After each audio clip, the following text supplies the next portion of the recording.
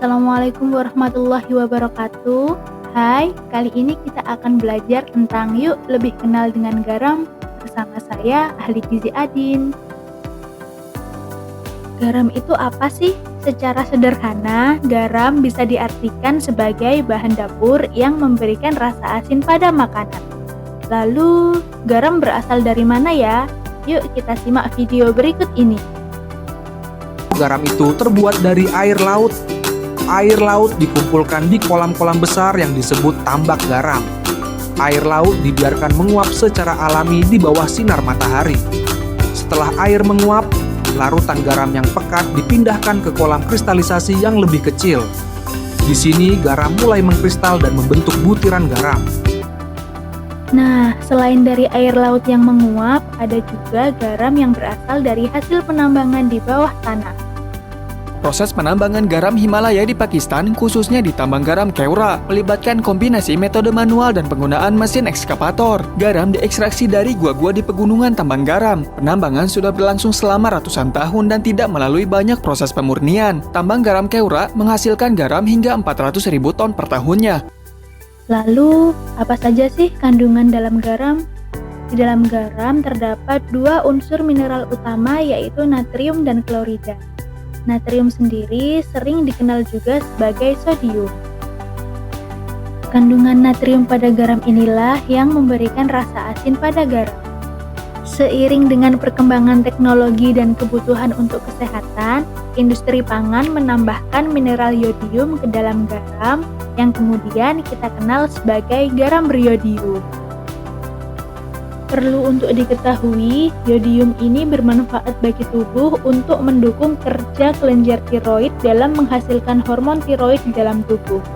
Yang kemudian, hormon tiroid ini berfungsi untuk mengatur metabolisme tubuh, membantu tumbuh kembang otak, dan juga menjaga fungsi reproduksi di dalam tubuh. Kekurangan yodium dapat menyebabkan masalah kesehatan seperti gondok, yaitu pembesaran kelenjar tiroid di leher. Meski tidak langsung mengancam nyawa, gondok bisa menimbulkan komplikasi serius seperti gangguan saat bernafas, menelan, masalah hormon tiroid, bahkan meningkatkan resiko kanker. Dianjurkan untuk memilih garam beriodium dengan tetap menggunakan garam secukupnya. Lalu, mengapa kita perlu mengonsumsi garam? Selain memberi rasa asin agar makanan lebih enak, garam juga bermanfaat penting bagi tubuh untuk membantu otot dan saraf bekerja dengan baik, menjaga keseimbangan cairan di dalam tubuh, dan juga membantu menjaga tekanan darah serta jumlah darah tubuh agar tetap normal. Dari dua kandungan utama garam, natrium lebih sering berdampak pada kesehatan dibandingkan klorida. Saat tubuh kekurangan natrium akan mengalami beberapa gejala seperti lemas, mudah lelah, pusing, otot kram, dan pada lansia akan menjadi sulit berkonsentrasi atau terlihat bingung. Tidak hanya kekurangan, kelebihan natrium pun bisa menyebabkan masalah kesehatan seperti tekanan darah tinggi atau hipertensi, penumpukan cairan di dalam tubuh, dan juga penyakit komplikasi lainnya seperti jantung, stroke, dan ginjal. Lalu, sebenarnya berapa banyak sih anjuran konsumsi garam dalam sehari? Menurut Kemenkes RI yang mengacu pada pedoman WHO, batas asupan garam sehari maksimal 2000 mg natrium atau setara dengan 1 sendok teh atau setara dengan 5 gram garam. Kemudian, berapa banyak anjuran konsumsi garam sehari untuk lansia?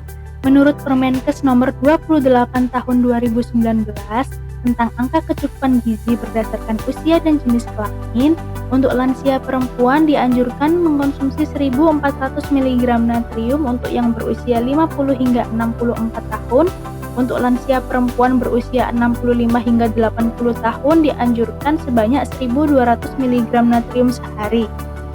Untuk lansia laki-laki berusia 50 hingga 64 tahun dianjurkan mengkonsumsi garam sebanyak 1300 mg natrium sehari, dan untuk lansia laki-laki berusia 65 hingga 80 tahun dianjurkan mengkonsumsi 1100 mg natrium dalam sehari. Di mana anjuran konsumsi garam lansia tersebut berada di bawah anjuran batas WHO. Sehingga untuk lansia disarankan untuk mengkonsumsi garam kurang dari 1 sendok teh sehari. Selain dalam garam, kandungan natrium yang tinggi juga terdapat di dalam bahan makanan berikut, seperti makanan kemasan, makanan kaleng, instan, dan juga bumbu instan. Apakah ada bahan makanan yang sering dikonsumsi sehari-hari? Dianjurkan untuk berhati-hati dalam mengkonsumsi bahan makanan tersebut karena asupan garam natrium kita bisa berlebih tanpa kita sadari.